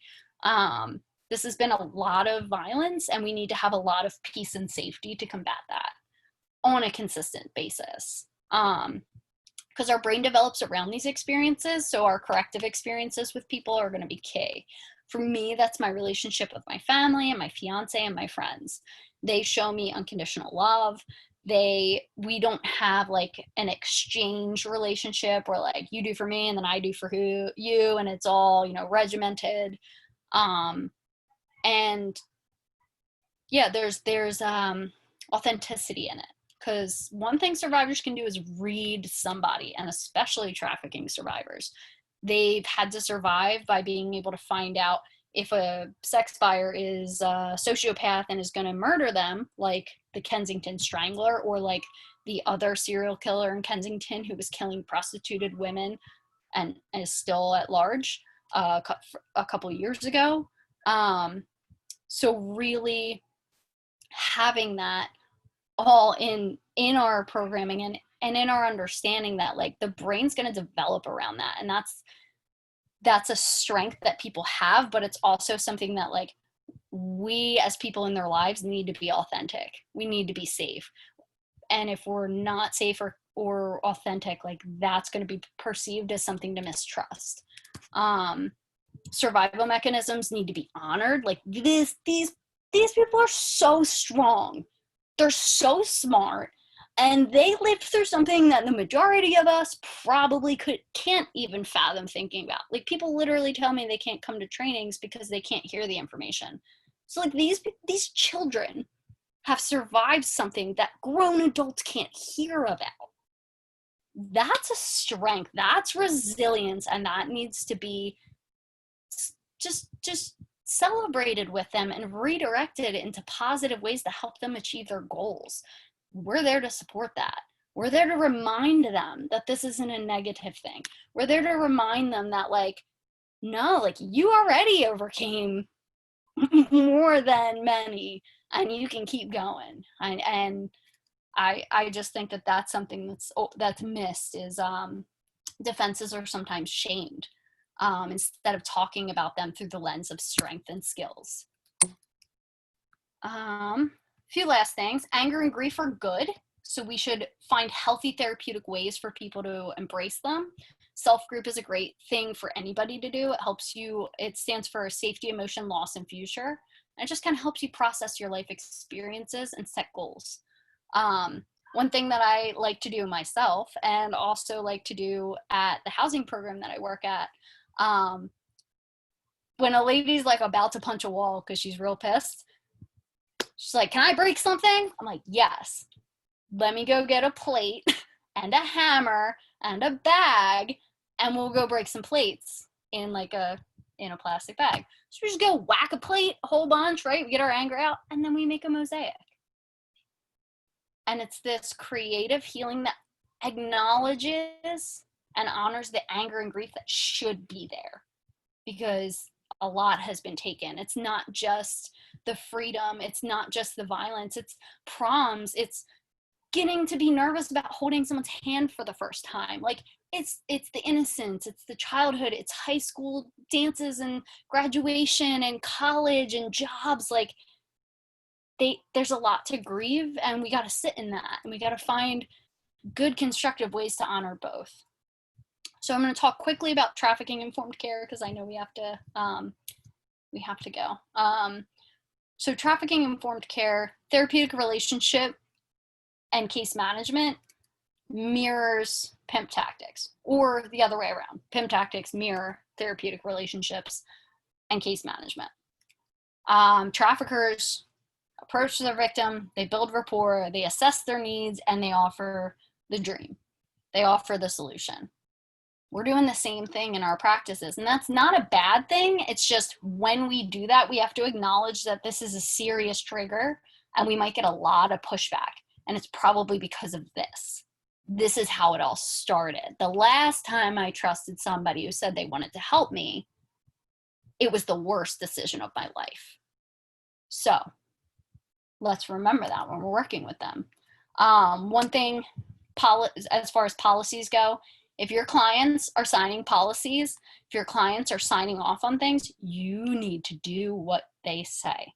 I have seen agencies not do this. I have seen them be inconsistent, and you can't. That looks just like fraud. Like you tell someone you're targeting for trafficking that the job is this and then it's this. Well, we can't do that in our programs. The program's this, but really it's this. So like be mindful of that. And if you're making adjustments, like make sure you document it and you sign off on that with them. And acknowledge that there's obstacles to building trust, and be patient. They don't owe you trust. They don't. We want to build programs that emphasize choice. I've heard of even trafficking programs that like mandate meals at certain times and you have to all eat the same thing. And like just in general, like people have allergies, you can't really do that. But in a trafficking program or any trauma program, like you want to facilitate choice at every turn. You can do this in a way that also integrates life skills. So giving grocery cards with the budget that you have for everyone's meals, give grocery cards to individuals and go shopping together. It's like little things like that. Let them choose the bedspread that they want. Let them choose the bedroom that they want if there are options that, you know, unless you have a rotation going or something like that. But just anywhere that we can do choice, let's do choice. For donors, give gift cards. It's not the fun thing to give, but it does facilitate choice for the survivor. They get to actually probably pick their clothes for the first time in a really long time, if ever. And like Rich said, pimp tactics are that rigid rules and consequences. We don't want to have that in our programs. Avoid it at all costs. It's not easy to do, but it's possible. And I can talk a little bit about that. So for us in New Day, we do individualized care with a structured program. So there are mandated requirements, but we're not kicking somebody out. So like if somebody relapses on drugs, like we're not going to kick you out, because that mirrors the same thing. If you don't meet your quota, you don't have a house to live in. We don't want to mirror that. So they choose their goal setting with a commitment to growth and change. Whatever growth and change looks like for them, that's the goal that they're going to set. And that's the goal that we're going to support. They measure their success and their progress, and we support and celebrate. Saying like you getting a job and having a career and having an apartment within a year and a half is one, unrealistic, and it's not our life to choose. We're going to facilitate and we're going to support them choosing for the first time maybe what they want. So that's trafficking informed care. Here's the best practices: consistency and structure with individualized care. So like mandatory activities, we have mandated therapeutic movement class every week. The reason is we want a therapeutic activity every week. But for some of the ladies, the movement group is actually really triggering.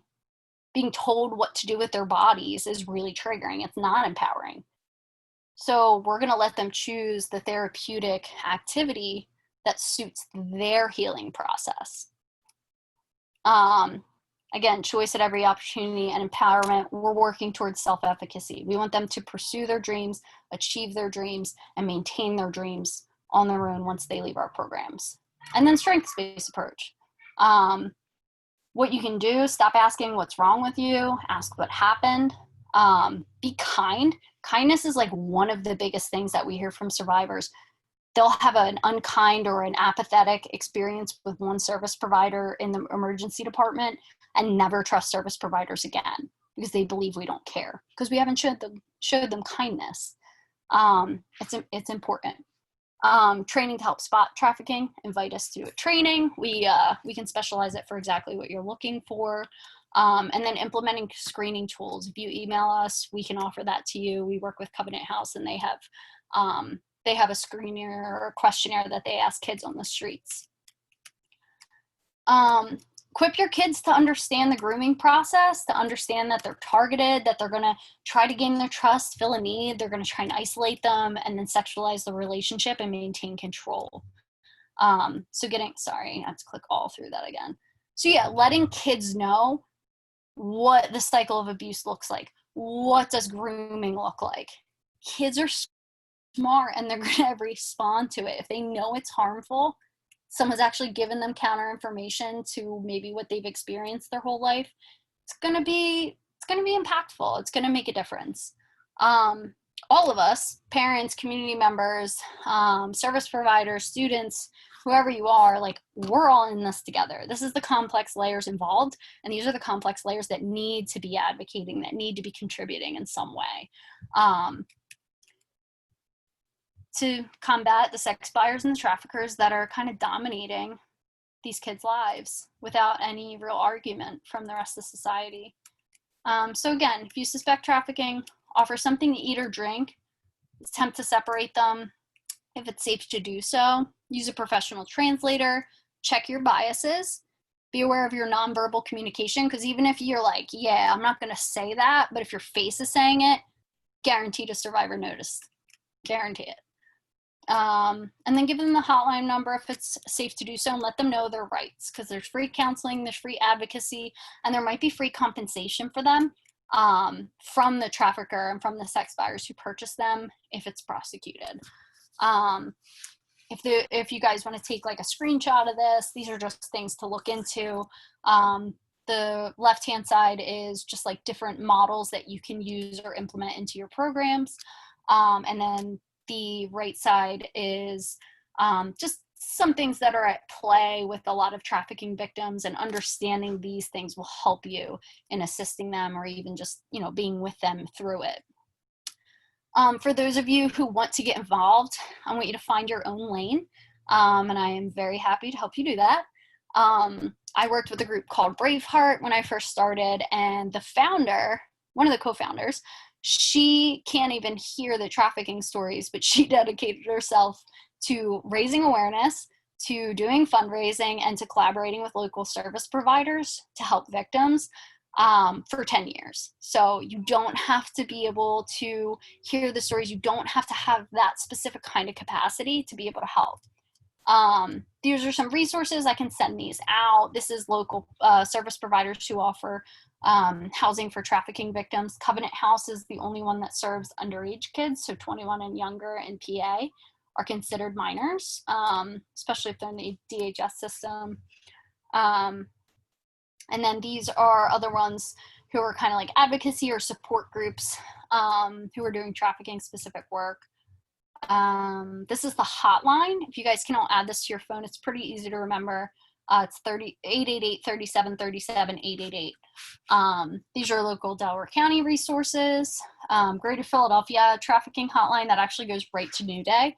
So you can get just a slew of different kinds of support for different people. And they do serve men in a case management capacity. This is for any of your friends. 1 out of 5 men buy sex. Even more watch porn. This is for men who are struggling with contributing to sexual exploitation and want to stop. Equally important resource to put out there. Because remember, trauma-informed care says our behavior is learned. So we have to help them unlearn that behavior if we want to have a shot at dismantling this. And yeah, that's another presentation for a different day. So Kevin, I'm going to have people, if you guys want to be added to Delaware County Against Trafficking's email list, just send your name and email to Kevin. If you want to be more involved or connected to ways to get involved, Send Kevin just like some general information about yourself.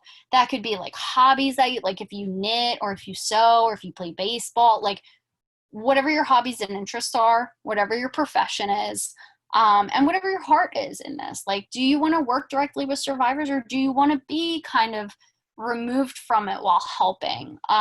Just give us like a little summary about yourself, and we will get you connected with the right agencies who need that help.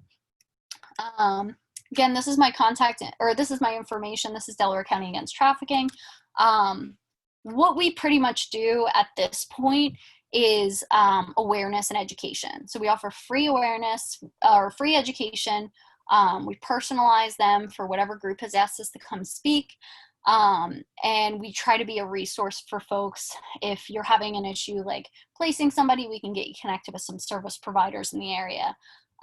What we are moving into is actually we're trying to file for nonprofit status, and we are looking to extend our intervention education to a prevention service for our community. So what that's going to look like for us is not only working with trafficking survivors, we want to work with the whole community and anyone who's experiencing adversity, because we see that any adversity or vulnerability, any poverty, any struggle that somebody's going through is the target on their back. So what we're going to do is rally everyone to do what they can and to give what they can and to help however they can to alleviate vulnerabilities in Delco. That takes that target off of their back. So we're trying to do that with like real simple things like picking up free stuff off Facebook Marketplace, going to yard sales at the end of it and asking if they want to donate, and then refurbishing and repurposing items or selling them and donating the profits. We're going to, as far as direct service, we're not going to offer any direct service if that person's needs can be met with existing agencies. We're really trying to rally for the programs that already exist, that already do excellent service provision. But we will be there to bridge the gap. If you don't qualify for some reason and life still sucks, we'll do a yard sale, we'll help you pay your mortgage, whatever it is. We've been doing it for years, or I've been doing it for years anyway, just those practical solutions. So like I said, no degree, just started doing stuff, figured out a way to really help and impact the community. And I'd love for any of you guys who are interested to join me. And you can connect in the tri-state area, so I can help you get connected in your county too. And that's all I have. So I am going to stop sharing. And yeah, thank you guys for attending. I'm sorry we went way over. And I could talk about this forever. So if you ever want to hear more, just let me know what specifically you'd like to hear. Well, thank Everyone. you so much, Joy. I really appreciate what you just presented, and thank you to Rich Malika as well. We are over, but I did notice in the chats that I did, as Joy was speaking and as Rich was presenting, I did try and copy down everyone's email address who was interested in getting more information. So I've copied the email addresses down. I will forward those on to Joy, forward those on to Rich for anybody that is interested in more information. But thank you so much to everybody that came out here tonight. Joy and Rich, you did a phenomenal job. Appreciate you organizing this. And as I said at the very beginning, we forget so much about some of the other evils out in the world right now with the coronavirus pandemic happening. But I'm very thankful that two people such as yourself, who are intelligent, brave, informed, and dedicated to this, have gathered all of us here tonight on how we can continue to combat this new form of slavery. So thank you so much to everybody for coming out. I've copied everyone's email address. I will again forward that on to Joy and Rich.